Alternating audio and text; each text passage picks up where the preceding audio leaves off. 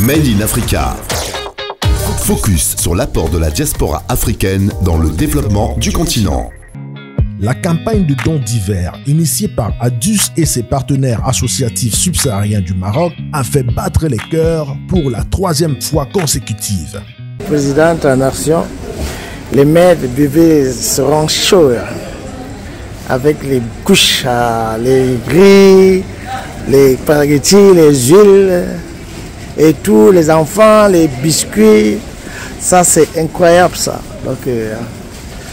Donc, on est en train de voir encore beaucoup de choses qui se passent. La présidente, elle nous fait commenter. En effet, ce 7 mars 2025, ADUS et ses partenaires ont réuni les femmes au centre de jeunesse de Al-Azhar à Ulfa, Casablanca, afin de leur remettre les présents qu'ils ont pris le temps de récolter auprès des bienfaiteurs à travers le monde, permettant ainsi à ces femmes migrantes isolées de retrouver le sourire.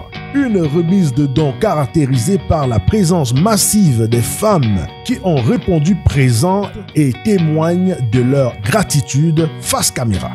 Présentement, c'est Bouli Djadis Baripol. Je tiens à remercier la présidente de l'ONG par rapport aux dons qu'on a reçus. J'aimerais lui dire merci parce que vraiment elle a pensé aux subsahariens vivant ici. C'est pas facile, mais au moins elle étant là-bas, elle a pensé à nous. J'aimerais lui dire merci, que Dieu continue à la bénir afin que chaque année puisse nous donner. D'accord. Bonjour, je m'appelle Zakite Bintou, je suis ivoirienne. Aujourd'hui, on est très contents aujourd'hui pour les kits qui sont venus nous donner comme cadeau. En tout cas, les mots me manquent. Je dis merci à la dame qui nous a envoyé des kits. Que ceux qu'ils ont donné, que Dieu donne beaucoup. Que Dieu facilite tout ce qu'ils cherchent dans la vie. On dit merci. On a eu des couches avec les blousons. On a eu beaucoup de trucs. Merci, voilà ça. Merci à vous. Repartie avec le sentiment d'un accomplissement, la présidente de ADUS, Rosine Manjo, que nous avons rencontrée plus tard, a bien voulu répondre à nos questions. Voici l'intégralité de son interview. Bonjour Amel, merci. Alors, ma motivation, ou alors notre motivation n'a pas changé. C'est tout simplement la motivation humaine qui est la protection des vies. C'est de favoriser la dignité, la défense de la dignité des femmes migrantes, qui est un droit fondamental, c'est un droit humain. Donc elle n'a pas changé, ça reste la même motivation que la première édition. Effectivement, nous avons eu beaucoup de changements, positifs et négatifs.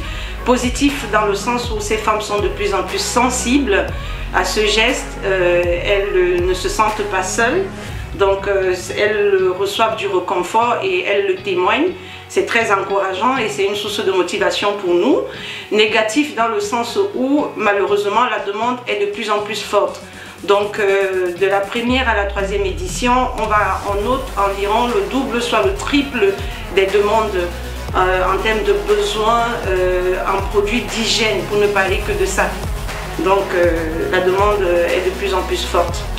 Alors tout simplement, c'est le courage et la résilience. C'est tout ce que je peux leur dire. Ce n'est pas évident de faire face à des défis migratoires. Donc voilà, qu'elles soient courageuses, qu'elles restent courageuses. Merci beaucoup à vous de m'avoir invité. Armel Djadché pour Air Jumboa. Made in Africa. Focus sur l'apport de la diaspora africaine dans le développement du continent.